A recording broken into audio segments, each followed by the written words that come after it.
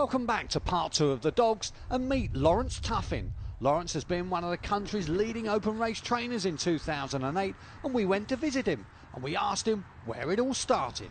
Well, it started with my brother actually. He bought a little bitch some 30 years ago that he used to race at Huntingdon and Henlow. Little bitch called Mimi, remember her well. We're in a working men's club one Saturday night and he says, do you want to come and parade me greyhound for me? Greyhound? I said, you must be joking. He says, yeah. He says, I've bought a greyhound, will you come and parade it? And that's how it all started. And once it was in the blood, it's never disappeared. Tuffin's kennels are in Mansfield, not too far from Newark, Charlie Lister territory. A converted stable block houses his team of greyhounds. When we moved here 5 years ago, obviously with the facilities, I mean Charlie Lister was brilliant for us. He let us borrow his gallop because I only lived down the road from Charlie. So it was great, gave us a good platform to start from and we've continued it while we've been here. No regrets? Well, I'll never say there's no regrets, but it's like any job, you know. I mean, I worked in the timber industry and people, you know, didn't pay you. You get the same in this game. You can't please everybody, although you try your hardest. The worst thing about it is, I suppose, is that the hours that you do put in for the job, it really, you know, it does upset you more, I think, when people are having a go at you for whatever reason. You know, the people do try their best, the staff work hard, you know, and we just want to be successful. Tell us about your kennels here. Not a purpose-built greyhound facility? No, we'd be better off training Red Rum or somebody like that from here. No, they're ex-stables. The landlord, Steve Parker, a great bloke. He's been ever so supportive. He's done a lot of work up there for us before we came here. Yeah, it's not ideal. We do have a gallop, which I think is absolutely fundamental to any greyhound establishment. It's probably the most important thing to me, you know, for all your fandangled machines, ultrasound, all this, that and the other. But if you can't get a dog fit, you know, it's very difficult. Yes, we'd love to have the pens on the side of the kennels, which would save us a lot of time. We obviously have to do a lot of walking, but no, it's good, it's fine, it does the job, and, you know, the results have proved that. Laurence is assisted by head kennel hand Arlene McCartan and a team of dedicated part-timers. But looking ahead, he feels the sport must become more attractive to young people to keep the game alive. We are in a climate where obviously things have changed. I don't think the younger generation are getting involved in greyhound racing like they used to when we had independent racing. We've only got a few independent tracks now. I mean, I know, like my children, you know, they used to come with me when I used to go flapping and they'd parade the dogs. They can do that in Ireland, but in this country we can't do that. So I think there's a number of issues of why it's declining, and I don't have the answers and I don't profess to either. But, you know, we've got to look at it, we've got to look at the overall picture, and something has got to change, else it will die. And if you look at the crowds and that there are at some of these big meetings, I mean, to be fair to Nottingham, I mean, the two big meetings they've had there the last couple of years have probably been the best attended Sky meetings I've seen. And I think a lot of that's down to the track and down to Betfred. I just wish more people could get involved, but I think we don't allow people. It's like a lot of tracks now don't have paddocks, you know, where people can go and see the dogs before racing. You know, they come out on the track, but in horse racing, the owners can go and see the dog, they can go and see the horses, stand there with the trainer, have a chat and all that before the jockey gets jumped up. You know, we seem to put people off rather than encourage people to get involved. In terms of numbers of open race winners, 2008 has been the best year yet for the Tuffin camp. They've sent out finalists in no less than 5 Category 1 events.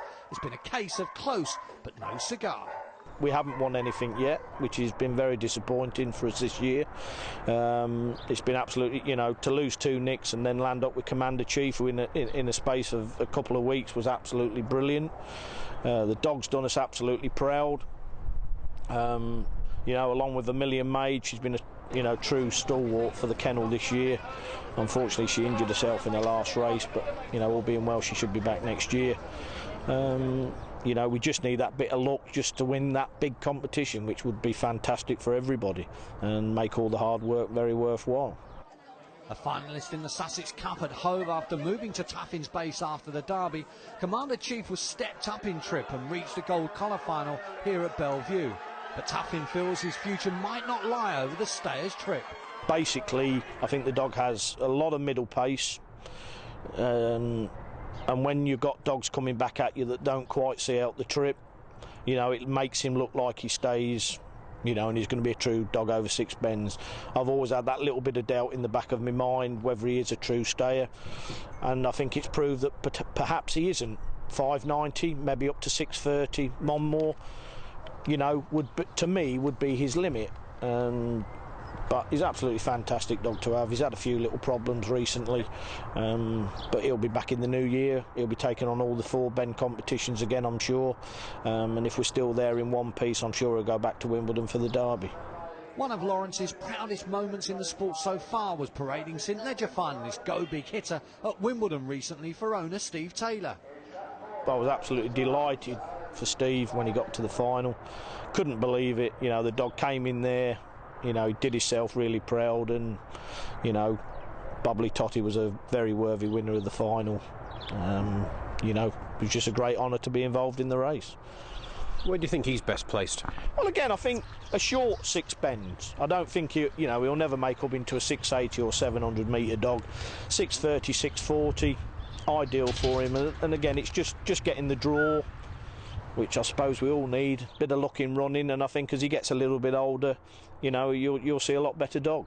And remaining in the Stayers division, you seem to have unearthed a new one there in Greedy Bridie. Yeah, quite by chance really, because we tried her over. She wasn't really doing it at Nottingham in the first few races.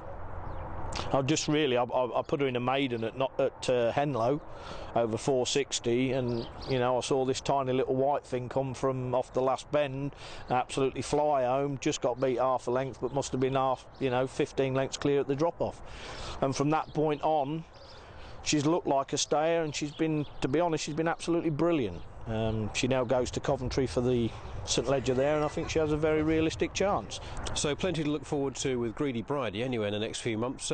Anything else in the kennel we should be keeping our eyes out for? Yeah, we've got a nice little pup just come in, Troopy's Lancelot.